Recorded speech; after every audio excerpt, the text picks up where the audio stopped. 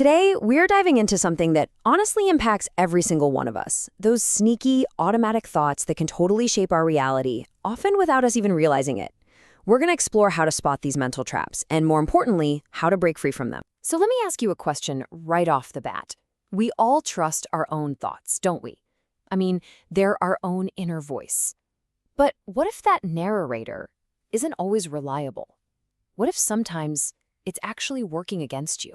Well, the truth is, a lot of the time, they aren't telling you the whole story. Think of it like this. Your mind is a house being built. But if the architect, your thought process, is working from a set of faulty blueprints, the entire structure is going to be shaky. And that affects your mood, your confidence, everything. These faulty blueprints, they actually have a name: cognitive distortions. In simple terms, they're just irrational thought patterns that literally warp our perception of what's real. They are a massive driver behind feelings like anxiety, that nagging self-doubt, or just feeling completely stuck. So, let's get to know this invisible architect a little better. We're going to pull back the curtain and see how these distortions operate behind the scenes, shaping how we feel and what we see without us even noticing. Okay, one thing we need to get straight right away. These thought patterns are automatic. They just pop up. This was a key idea from cognitive behavioral therapy pioneers like Dr. Aaron Beck and Dr. David Burns. And what that means is these are not character flaws. They're not a sign that you're broken. They are just correctable habits of thinking. And just like any habit, the very first step to changing it is learning to see it in the first place. So, how do we get good at spotting them? Well, to make it a little easier, we can group the most common distortions into 3 main types of faulty thinking. Let's dig into the first one. Our first pattern is all about a total lack of nuance. This is when your brain decides to see the world in just black and white, with zero room for any shades of gray. It's a world of super rigid rules where everything is either an absolute triumph or a complete disaster. Just think about this one for a second. If I don't get this job, I am a total failure. Sound familiar? A single event, one job interview, suddenly becomes the final verdict on your entire worth as a person. There's no middle ground. It's just pass or fail, success or failure. This has a name. It's called all or nothing thinking. And the way to fight back is to just remind yourself that reality almost never works this way. Life is a spectrum. Not getting one job doesn't make you a failure. It just makes you a person who didn't get one job. See the difference? It's so much more accurate. Okay, let's move on to pattern number 2. I like to call this one the negative spotlight. It's like your brain is a bad spotlight operator at a show. It completely ignores all the great things happening on stage and shines a bright, intense light on one tiny mistake in a dark corner. And here's the classic example, right?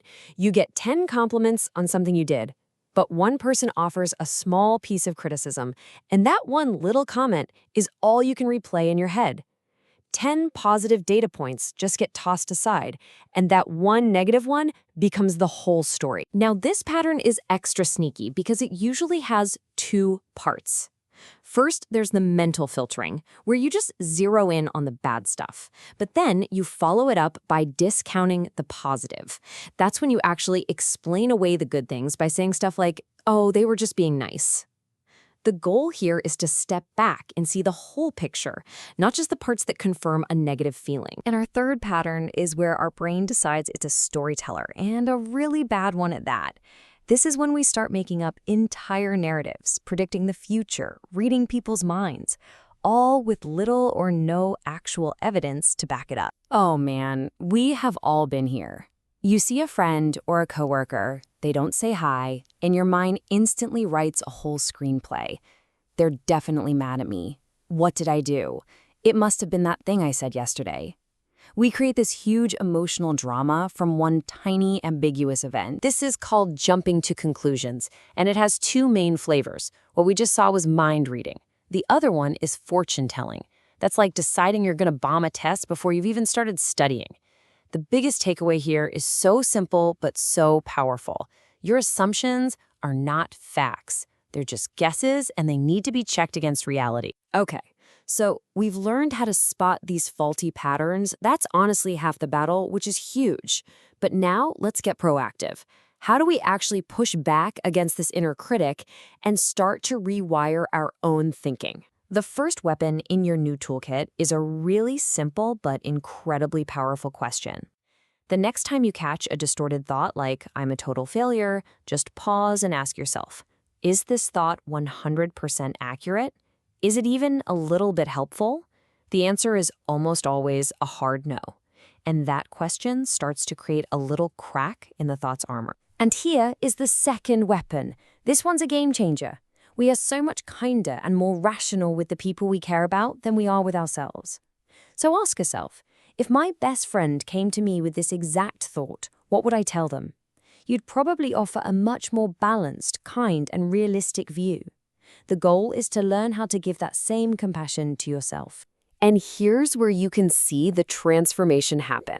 That before column is just full of the distortions we've been talking about, all or nothing, emotional reasoning, you name it. But the after column, that's what happens when you challenge those thoughts. And notice, it's not about fake positivity. It's about shifting from distortion to accuracy.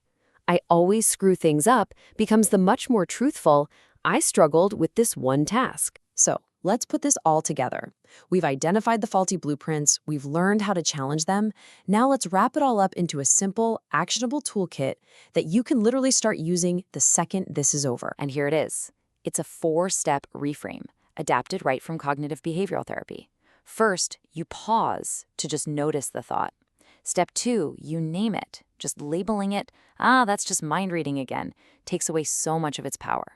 Third, you challenge it, using those questions we just covered. And finally, step 4, you replace it with a more balanced, more realistic thought. This isn't magic, it's a skill. It's a muscle you build with practice. You know, we started this by talking about your mind as a house built by an architect. And maybe, for a long time, that architect has been using some pretty bad blueprints. But now, you have a new set of plans. You have the tools to become your own architect, to question the old patterns and consciously build a stronger, more resilient inner world. So the only question left is, what are you going to choose to build?